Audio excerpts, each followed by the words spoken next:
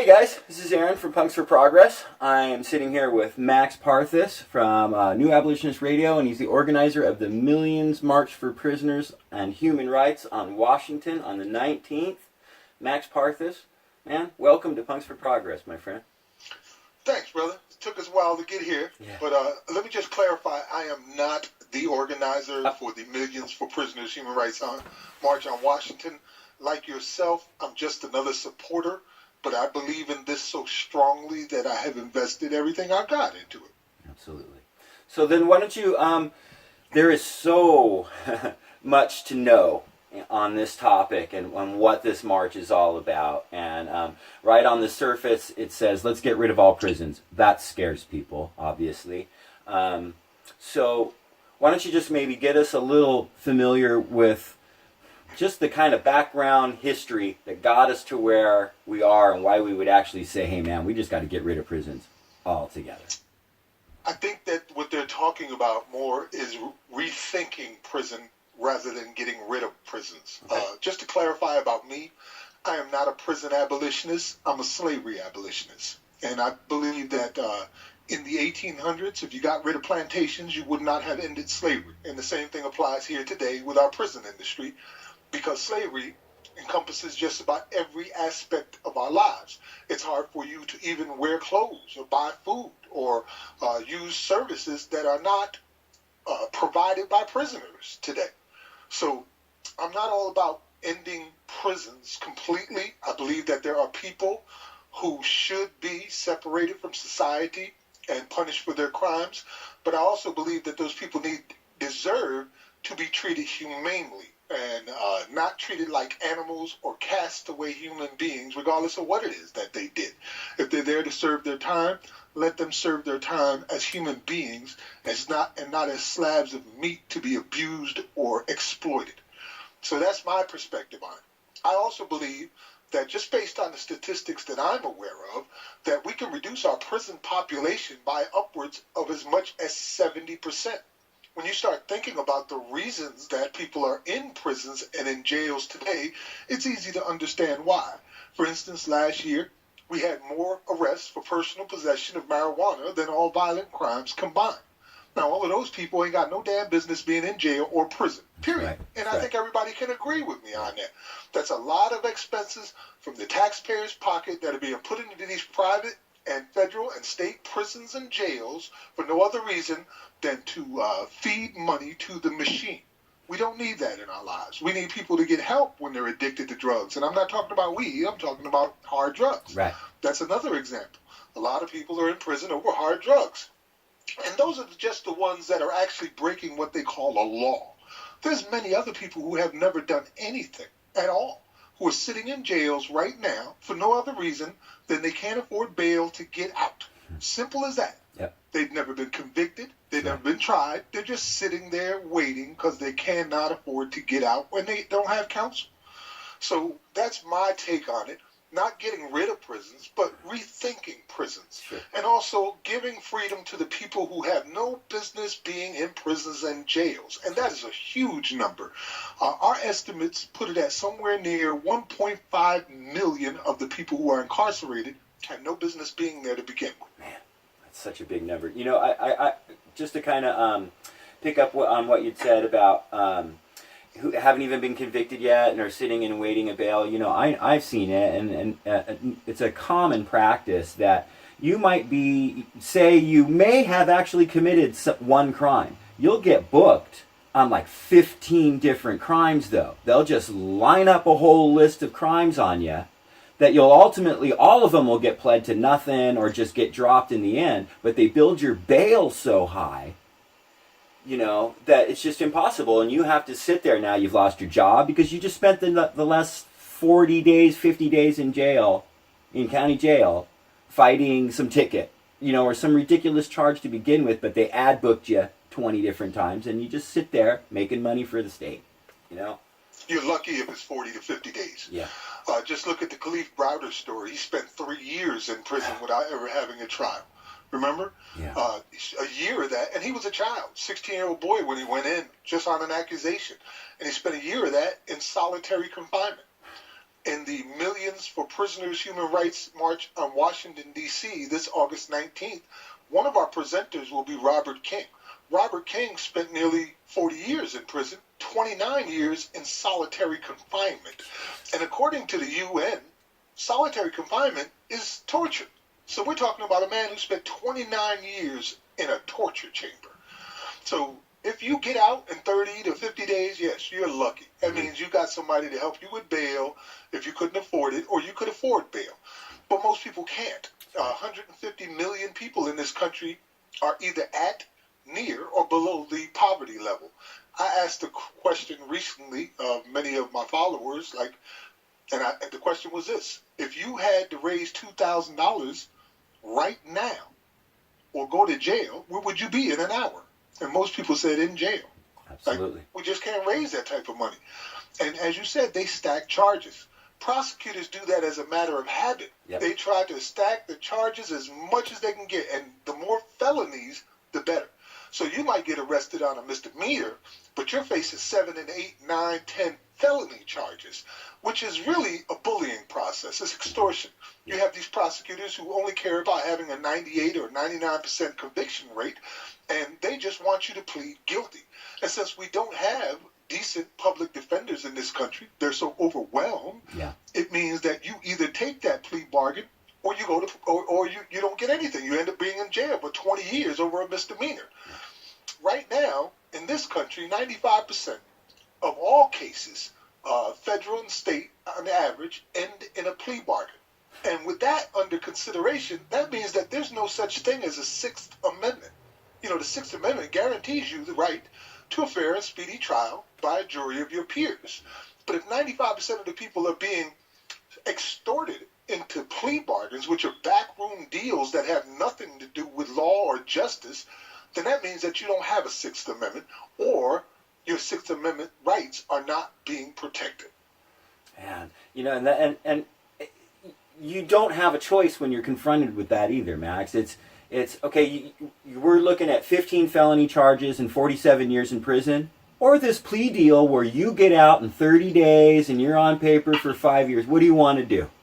Well, exactly. You're going to take the plea deal, and you probably didn't even commit a freaking crime to begin with, you know, because you just do not have the option, and your public defender is not giving you the option. They're looking at you like you are an insane person, and with hatred in their eyes if you say, no, I think I need to fight this because I didn't commit a crime. So now you have a hostile public defender, you know? So yeah. They're often looking at you like that because they themselves are not equipped to handle the cases. You have some people who were, you know, just barely involved in law at all, and yet they're representing cases, you know. In Louisiana, for example, they have public defenders who are handling nearly 1,000 cases a year. How is that even possible? I couldn't even imagine. You know, it's not even possible that you can do that, which means that they're just taking stacks of cases and handing them to the prosecutor and say, give me whatever plea bargain that you have available, and I'll take it back to my client. And then they go back to their client and said, this is the best deal you're ever going to get. Take it or else. And these private prison companies, they see that as the Ford assembly line plan. That's just, you know, lining them up and knocking them down for profit. You know? Exactly. Our courts have become nothing more than assembly lines, meat processing plants. There's no justice involved anymore. So you're just coming into a courtroom. And speaking of courtrooms, when you go to one, particularly if you're in a big city, you'll notice that the defendants are majority black or brown people. And the people who are handling the cases, the judges, the prosecutors, are normally white. And that in itself is a problem. And statistically speaking, let's just point out what the case is.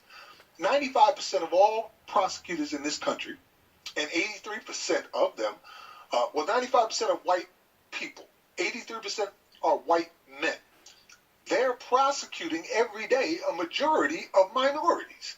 That right there tells you that it's ripe for institutional racism.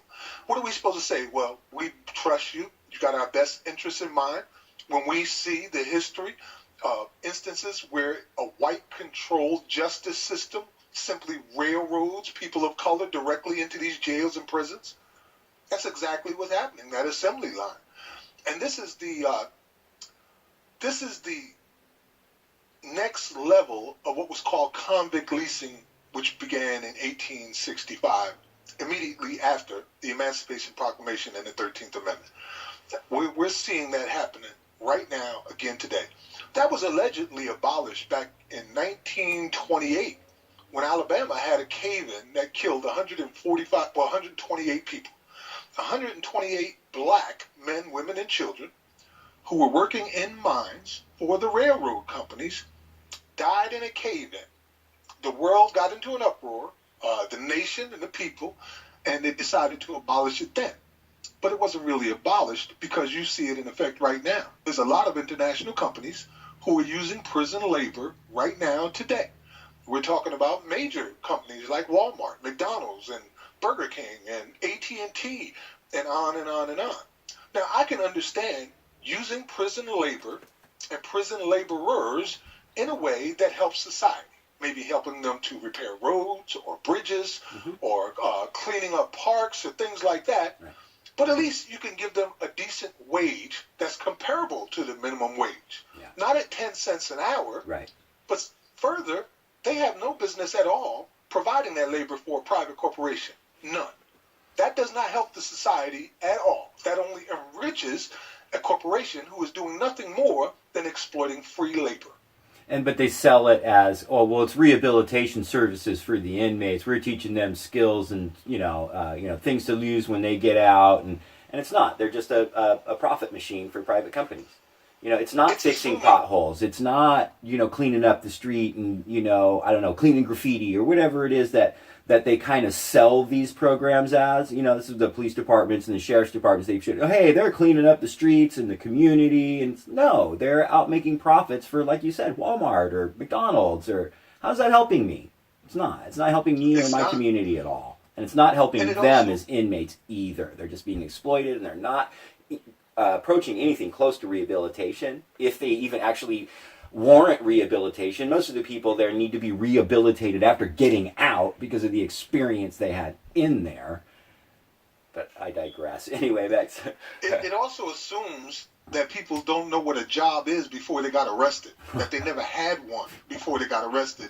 And now you need to teach them what work is, when the reality of it is often people lose their jobs because they were arrested. Right.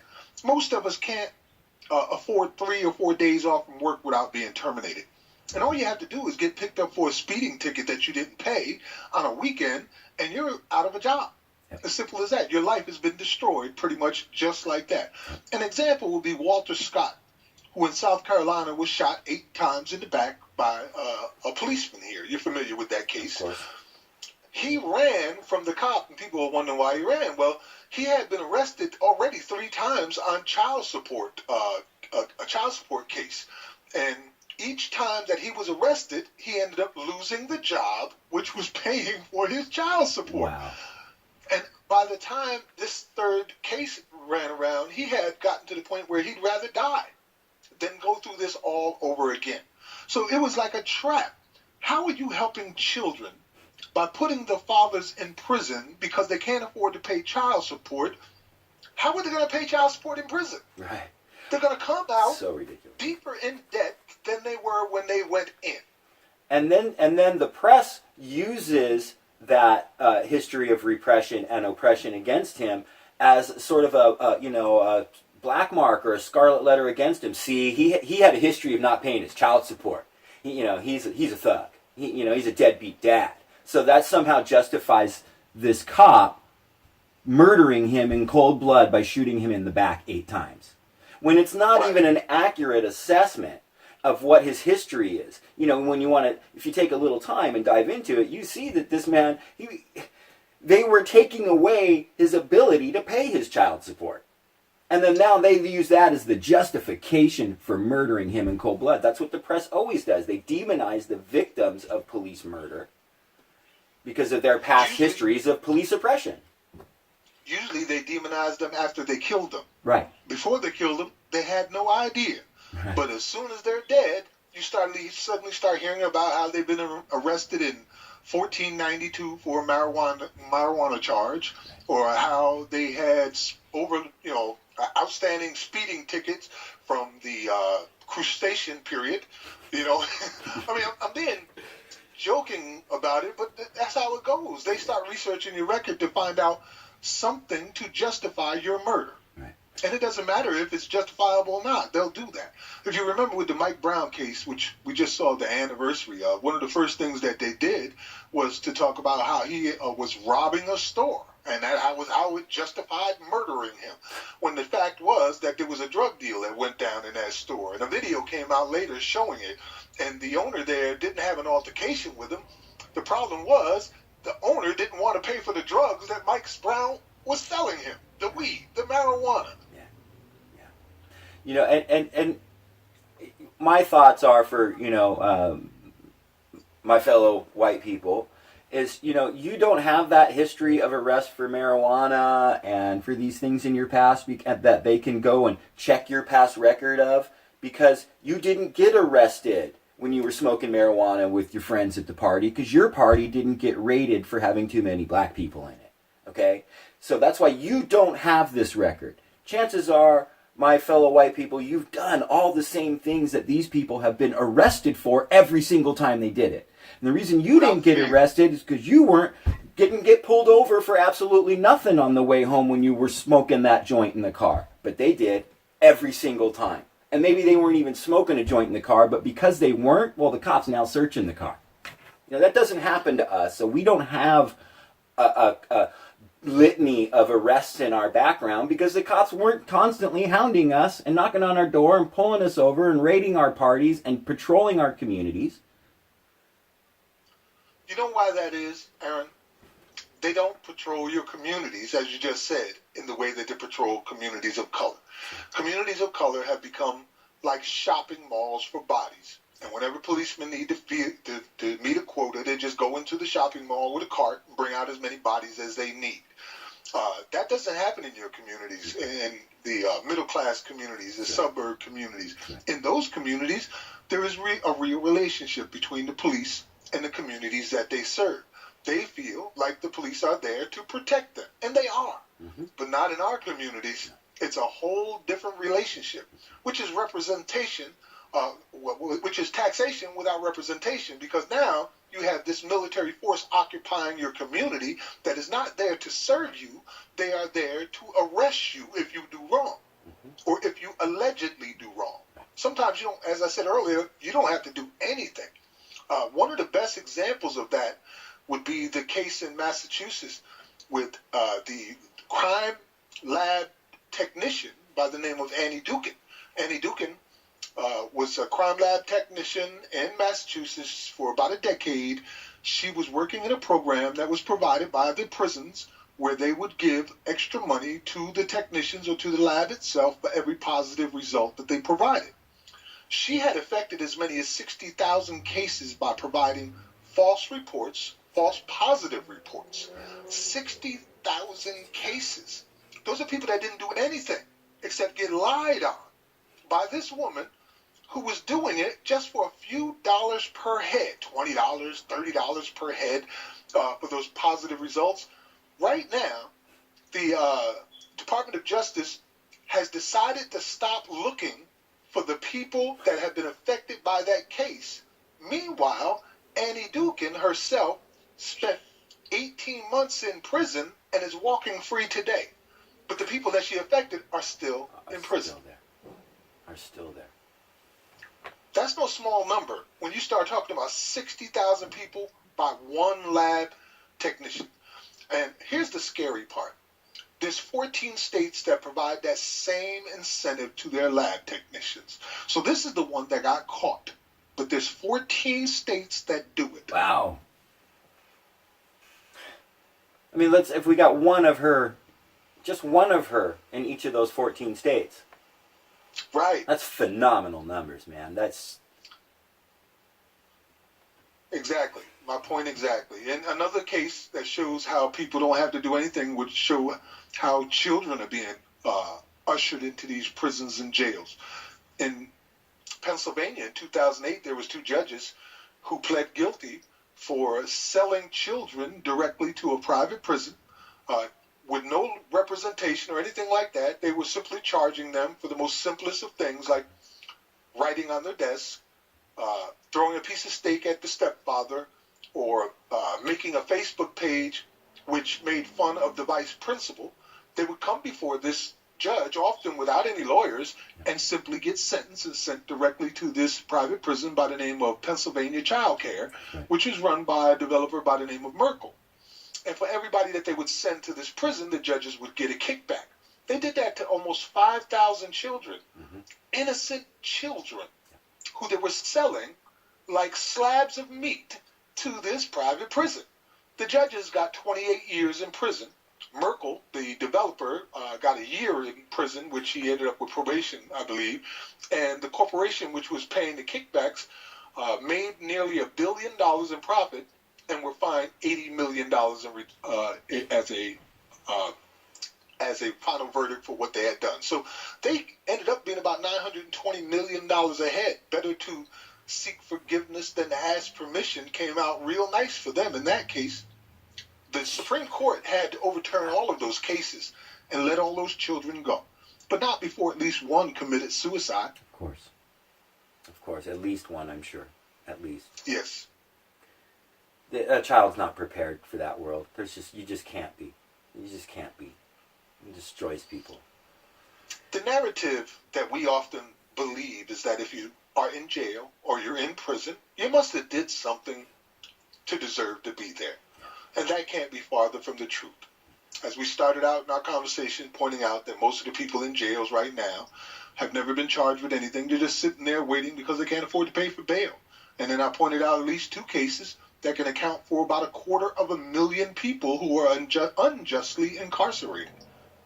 And those are just 2 things that I mentioned. I could go on for a few hours about those. I know you could.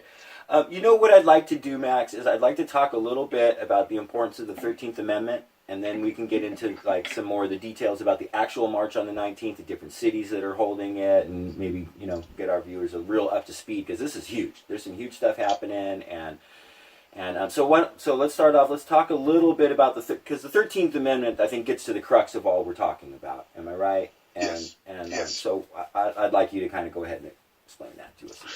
The 13th Amendment is what allows them to own people again. Like, prior to the Civil War, the individual could own people. The state didn't own people. The individual could own people. And that was abolished through the Emancipation Proclamation and the 13th Amendment to a degree. I would really say, like Brian Stevenson of the Equal Justice Initiative says, that it wasn't abolished, it was transformed. Because what they did then was switch it from chattel slavery to the state now owning those bodies within the prisons. And the text of the 13th Amendment itself is what allowed it. Because the text says, then this is not exactly verbatim, but paraphrasing, it says that slavery shall be abolished in the United States of America and all of its territories except for prisoners duly convicted. Now, first of all, you can't have abolished and accept in the same sentence without one negating the other. Right. Abolish means it's gone. It's done. If you put accept in there, it's not gone. It's not done. So it's really just verbal gymnastics in order to allow slavery to be transformed from the hands of the individual into the hands of the state. That went on all the way up until the Reagan years. Reagan was the first one to introduce private prisons back into the United States. I believe it was a woman's prison in Louisiana. Since then, private prisons have exploded to become a worldwide phenomenon. Once again, the individual, you and me and the Chinese guy 12 years old in China, or the person in Iran, or the person anywhere, could simply go online and purchase stocks in private prisons. Wow. And by purchasing these stocks in private prisons, you're not buying prisons. It's not like you're leasing a hotel room. You're buying stocks in the fact that those prisons will remain full with bodies. Right. So you're buying people. So it's very important that by taking out the exception clause, we remove that legality which allows the state to own you as a personal possession. And I'm sure you've heard the phrase state property. We've all heard it before. Yeah. It's literal. It's not a metaphor. You are literally state property. Right. Right. Yeah, this isn't hyperbolic. Hey, let's frame prisoners as slaves because that'll get our cause somewhere. No, this is the Constitution. This is the literal wording. If you paraphrase that, I'd say maybe you got 1-2 words tops out of line with the wording of the 13. Then that sounded pretty dead on to me, and that's what it is. It really is a very sneaky way to have kept slavery alive. And what was it? Maybe a matter of months at tops between what we traditionally refer to as the slave trade to it being transformed into prison slavery. But I mean, it's an unbroken cycle. It's yes. It never ended. ended. This was the compromise between the North and the South. There was a letter that was written by Abraham Lincoln to Justice Stevens prior to I believe it was in 1862, prior to the war. In any case, he wrote to Stevens, and it was confidential for your eyes only, but now we can read a copy of it. And it says that Lincoln said to Stevens, you in the South believe that slavery is a right that should be available to all. And us in the North believe that it should be restricted. And that is the only difference between us. Now, what he meant by restricted was by using it through the prisons, through convict leasing. Convict leasing didn't just appear out of nowhere in 1865. The first instance of it in the United States of America is in 1777 in the state constitution of Vermont, which still has that very same language in their constitution today. And it's some of the most insane language you could ever imagine. If you ever get the chance, look at the Vermont Constitution on slavery. And it says, again, I'm paraphrasing just from memory alone, that slavery is abolished in Vermont, except for prisoners duly convicted, except for debtors and the like. What the hell is the like? And the like. So anybody. The like. Yeah, anybody. That's right. Anybody. Yeah. That's anybody. So if you owe somebody some money or you have a debt, you can become a slave. So that was the first example of it. And then Ohio adopted it, Alabama adopted it. And by the time it got to 1865, Lincoln was fully aware of this ability to switch from chattel slavery to convict leasing. Gotcha. And that was applied in 1865 on a national scale, which is why we have a mass incarceration problem today. So it wasn't like one moment it switched to the prison thing. This was like Lincoln was aware of, hey, there's this trend kind of going on in some of these states. Hey, we could make the South happy. We could keep this whole business churning along. We could and we could end the Civil War and look like heroes who hate slavery, but still let it happen. And you could give some people temporary freedom. And I say temporary freedom because if you're a hunted human being, it's only temporary. At any moment, you could end up in a jail or a prison for doing anything wrong. And you're not living free exactly in that. What happened. And you're not living free when you're hunted anyway. You're living in terror and fear, and that's not freedom. You mentioned something about the change happening in a couple of months. From what I understand, in the early periods of Reconstruction, the change happened in about 2 years. Some prisons were 90% white, and within 2 years, they were 90% black. Wow. And many of those people who had been arrested under false charges, things that were put into effect by the black codes, pig laws, were arrested for the most simple, ridiculous things like looking a white woman in the eye, spitting on the ground, not having money in your pocket if you're not from this town, not having a job, anything they could make up in order to criminalize this entire race of people and to be able to put them into these prisons. And a lot of the people who were re-imprisoned after slavery were leased directly right back out to the very same plantations where the people owned them before they were freed. So we're seeing that right now here in the United States of America on a global, and not just in America, but on a global scale. Let's put it in perspective. If the prison industries in this country are mainly profitable based on the number of prisoners who go into their facilities, do you think that they're interested at all in reducing the number of prisoners that go in their facilities? Not at all, right? I mean, who goes into business to lose business? No one. Then you have all of these different jobs and contracts that are dependent on the number of people who are in prisons. Could you imagine telling the police force, look, we're going to let go of a million prisoners. That means we don't need about 500,000 of you guys anymore. You're going to have to find another job. They don't want to hear that. Their lives and their livelihoods depend on how many people are going inside these prisons, and they are not about to give that up for any reason, especially not the private prisons, because that's just throwing their businesses out the window. Talk about systemic racism and slavery. I mean, it's too big to fail, right? That, for them, yes. For them, for us, right. No. For us, no. Right. For us, no. I would see this entire system burnt to the ground to save one life. Absolutely, bro. Just one. Let's talk about the march then. Let's talk about what's going on this Saturday. It's coming up quick. It's all over the nation. Get us up to speed, Max. Tell us what's going on with the Millions for Prisoners March. The Millions for Prisoners March was originally devised by the prisoners themselves, who recognized that the 13th Amendment would be the key, not necessarily to just freedom for those who were falsely imprisoned or over imprisoned for more time than was necessary, but also for a sense of humanity for those who are literally knowing that they're wrong and they should be punished, but just want to be in a position where they're not preyed upon and exploited and brutalized and used like slabs of meat for prison slave labor. So they organized together and they worked with an organization, nonprofit organization by the name of I Am We, Ubuntu.com, the I Am We Prison Advocacy Network. And together they organized this Millions for Prisoners March on Washington. And the grassroots organizations who have signed on to participate are all across America. And they believe the same thing, that this is really the key issue. This is the domino.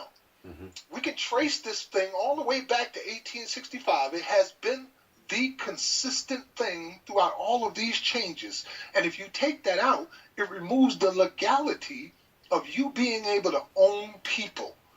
So together we've decided that we're going to march on Washington and present our case before the world to bring attention to this. Right now, there's tens of thousands of abolitionists across America. After the 19th, we suspect that there will be millions across the world. Because, as I said earlier, this is no longer just a national problem. The Turkish administration just announced this year that they'll be building 174 new prisons to house 100,000 dissidents. These are prisons that will be operated by private prison companies. So they're using this as an economic development tool, but using human bodies in order to make it happen. In Australia, they're 100% private prison controlled.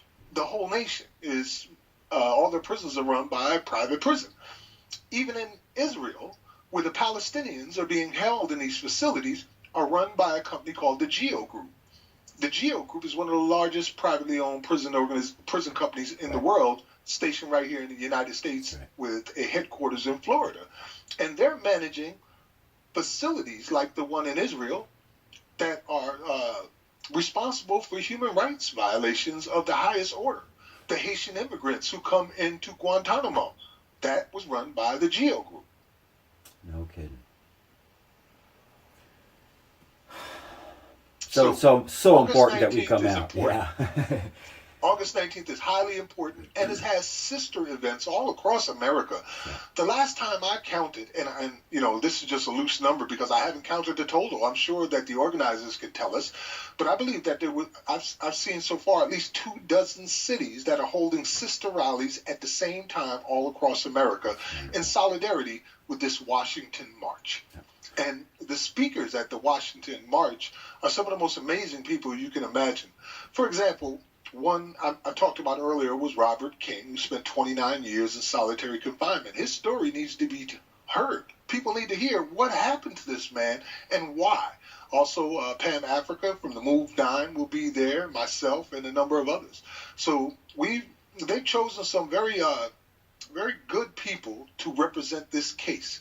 And we want the world to hear it. And the two things that we're asking for, and let me correct that, we're not asking for anything. The two things we're demanding is that the exception clause be removed from the 13th Amendment. Yes. We don't care if it's a constitutional convention or a convention of states, but it got to get done. The second thing is we want congressional hearings on the 13th Amendment and the effects that it has had on our nation as a whole for the last 152 years. Wow. Yeah, let's make that happen, man. Could you imagine if some of these horror stories started getting out on a global level where the whole world became aware of it? It would transform human society. Because Yes, everything it that would human transform. society and everything that Western culture is built on is this. It's capitalism utilizing slavery for centuries. Our entire economic system is built on human slavery. That's right. Free labor, over and over again. When they destroyed my community in Paterson, New Jersey, where I was growing up, they did it by taking out the factories which everybody depended on. You know, in the 60s, we marched on Washington for jobs. And the results of that was we got some jobs working within these factories. But that didn't last very long, because within a few short years, they started shipping these jobs out to Mexico, to Asia and other nations like India, where they could literally pay people for pennies on the dollar. And again, they didn't have any protections, no rights, no unions. So they were exploiting free or slave labor in other nations. And it left this big hole in our communities where there were no jobs, and poverty just came in like, a big flood washing in. Drugs started coming in, crime started coming in. And for us, that was a tragedy. I mean, it destroyed all the things we had built. For them, it was an economic boom, because now you had all these criminalized people that you could shove into these jails and prisons and just, hunt them like it was a sport. And it effectively enslaved, in each one of these places where they pulled the industry out and took it to another country to employ the slave labor, they're enslaving two cultures in that process and profiting wildly off it. So it's not just the child labor, that slave labor that they're using in, Malaysia or wherever it might be. It's also the pocket that hole that you describe that it's left. It creates the conditions under which they can enslave entire communities of people. Right. That's what capitalism does. In my community, the first thing they did was built the new jail, the Passaic County Community Jail. And I was there when it was just bricks, when they were just putting it together as bricks. And just prior to that, our community was kind of decent. But as the jobs went out and that building started getting built, they started hunting my family members, my neighbors around us. We were faced with poverty. Sometimes we had to do things that were considered illegal just to survive. And they took advantage of that. Rather than provide us with educations or jobs, they took all of that money away. The schools actually lost some money. So they didn't want you to learn. They wanted you to be a criminal so they could put you in this jail. And for everybody that went in there, they were making money. My son spent 15 years in prison, and he just got out about 2 months ago. And he tells me some of the stories about what happens in here, how even in isolation now, they have 4 people in an isolation cell. So you've got this 6x9 cell that's supposed to house 1 person in isolation, but there's so many people there that they're putting in 4 bodies. Can you imagine 4 people being in a 6x9 cell? It's a toilet. 23 It's hours a toilet. A day? It's a toilet. You live in a toilet. It's 4 people living in a toilet with a little metal sink in there. In Alabama, they have a prison occupancy rate right now that is nearly 200%. 200%. How is that even possible? While they're making more and more prisons. They're building new prisons every day. And they're all overcrowded. It has all overcrowded. All overcrowded. Every new prison overcrowded instantly. Boom, boom, boom. Mm-hmm. And when you start looking at how this affects communities and people, and the after effects of all of that, the collateral consequences of all that, what you're seeing is crimes against humanity. Like literally, crimes against humanity. You're seeing slow genocides. You're seeing men taking out of their community by the millions, and who are now unable to provide for their families. You're seeing women left to care for their children alone without even, now they've gotten to the point where they're like, I don't even need a man anymore. Now, I don't want nothing to do with a man. I can do it myself. I'm an independent woman. But that's not because you wanted to be. That's because that's what was left to you. You had no choice. Yeah. You had no choice because all of the men were just taken out of the community, often for some of the most ridiculous things. The black codes again. What happened to you, man? Well, I spent 10 years in jail because I had an ounce of weed. Yeah. And and when you leave, prison itself has a traumatizing effect on anybody who goes there. So many ex-prisoners are dealing with very real post-traumatic stress disorders and chronic anxiety and all of these kind of issues that then make it even harder to function. And then they're told, no, you can't have a job because, you were in prison. So no, we're not giving you a job. And so that just compounds. So what you're saying about communities, it just literally destroys our communities from the inside out. And yes. And the only people, Max, that can protect our communities is our communities. You and me, bro. And these other people we're marching with on the 19th. That's how we do it. We have to do it ourselves. After what we saw in Charlottesville and cops being friends with all those people in Charlottesville, ain't nobody coming to help us and fix this for us. The world is just now seeing Charlottesville. But I've been to these rallies that have turned out the same exact way at least a dozen times. In 2015, I was there in Columbia, South Carolina, when the same thing happened. The governor told everybody, just stay home. Let the white supremacists come in and play on our state capitol and, do whatever they want to do, and you stay home. And we decided we wouldn't do that. We were going to come in mass, and as groups that would cross all ideological and racial boundaries to confront these people. And we did. They had about 1,000 police, army, National Guard, all there to protect the white supremacists who did nothing but talk about how they wanted us dead. Right there in front of the state capitol under the Confederate flag, which was flying on the state grounds. To put it simply, we kicked their ass out of town. That's what we did. Damn right. Kicked their ass out of town. I saw instances with my own eyes where the Crips and the Blood came together as one to fight for freedom against these white racist supremacists. And it was a beautiful thing to see. I'm not an advocate of violence, but I also believe that once in a while, if you deserve to get your behind kicked and you get your behind kicked, it's not nobody's fault but yours. Especially when you're literally begging, calling people cowards and saying, bring it on. I'm coming to your town.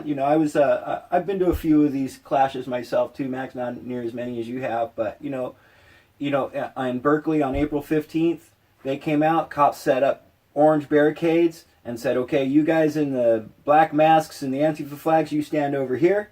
And you bunch of Nazi racist assholes, alt-right, alt-light guys, you stand over here.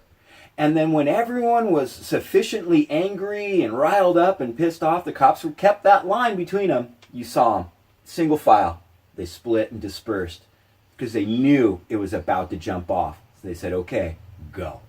And then they escorted those alt-right, fascist Nazi assholes out of that park afterwards. They're not here to help us. They're not going to help us. That's my point. We can sit here and look at this white nationalist movement, these KKK members, and I use the term KKK loosely because not everybody is KKK. So let's just say racist organizations, white supremacist organization. You look at them and you see that they're everywhere, but you don't think that they might be in the prisons. They might be in the jails as guards. They might be court judges. They might be magistrates. They might be prosecutors. They might be lawyers. And if they are, then what kind of effect are they having on our society? Because we know they're there. I just told you that 95% of all prosecutors are white and 83% of them are white men. You don't think any of those are racist? And if they are, then what they're doing literally is a crime against humanity. And that has to end. We can't keep using human bodies as a form of economic development programs. We can't do things like, for instance, in Wallasey County, they had this prison there that was built for 700 people. When it was shut down after a riot, it had nearly 3,000 people in it who were living in tents outside in the most inhumane conditions you can imagine, and they were all working for free. So they shut this prison down, and the city itself that depended on this prison for income literally fell apart. Yeah. So you've got cities who only exist the way they do because there's a prison there. And without that prison, they would literally fall to shambles. And so their interest is not in whether or not there's justice being done or whether people are being treated humanely, but whether or not this prison stays in effect so it can continue to pay its $50,000 a month light bill. or so the guards can have jobs from the local communities, or so the police can have more work to do and more people to hire for the police departments. These are economic development programs built on slavery. That's right. Well, we need to educate. Obviously, there's so many people in the country who just don't understand any of this. They really don't know, and so that's what makes the 19th so important. It's so important to me. So I'm helping out our comrades down in Riverside to do what I can for them on the Riverside March. I usually march a lot and organize in the Bay Area, but there is another Million for Prisoners March in San Jose, which looks like there's a huge response for that one too. So, and then Max, you're going to be in Washington D.C. and I'll be watching every live stream I can get my hands on.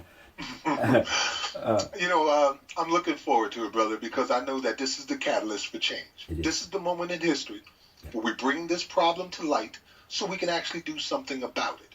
People often say, we need you to think outside the box. We need new thoughts. We need people to be radical thinkers to make changes, particularly these political organizations that are asking us to do that. But here we are. We're presenting you the outside the box thinking. This is the new thing. This is something that you haven't tried since 1865, and it's always been there. Why not embrace it? Why not give it a chance? What's the worst thing that could happen? Like literally, what is the worst thing that could happen?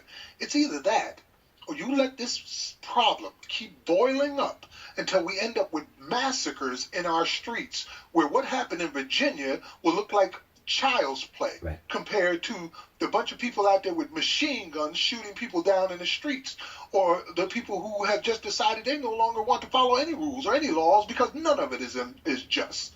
We don't want that in our country. We want to have this opportunity to have a peaceful revolution, because like Kennedy said, those who make a peaceful revolution impossible make a violent revolution inevitable. Amen. Max, man, I really appreciate you coming on and hanging out with us and explaining everything about the march and just really laying out in detail why this is so important. This is literally the structure of human society that we're talking about. Mm-hmm. It's the cornerstone foundation of modern culture, is profiting on the misery and suffering of our fellow human beings, man. We can end that. We can actually just have harmony and love. And we'll always have mistakes and problems in our society, man, but our society is built on misery and oppression and brutality, and it doesn't have to be that way. And so, Max, it doesn't have to. I really appreciate all that you do in educating people, educating me, and for helping get this message out and the importance of the march on the 19th. And just solidarity with you, brother. I really appreciate you coming on. Yes, sir. Power to the people, my brother. We are going to get this done in our generation so that our children will have something to be proud of, and they will have a future to look forward to, because now they don't have much of a future, especially in the black communities, when you start telling children that 1 in 3 of them are probably going to end up in prison. No parent and no child wants to hear that. And when you tell that to a child, you are literally taking hope away from them. Well, let's restore some hope, Max. Yes, sir. Restore hope. I like that phrase. Peace, Aaron. Peace, Max. Thank you, brother. Love you too. We'll see you. Thanks, guys. Thanks for watching.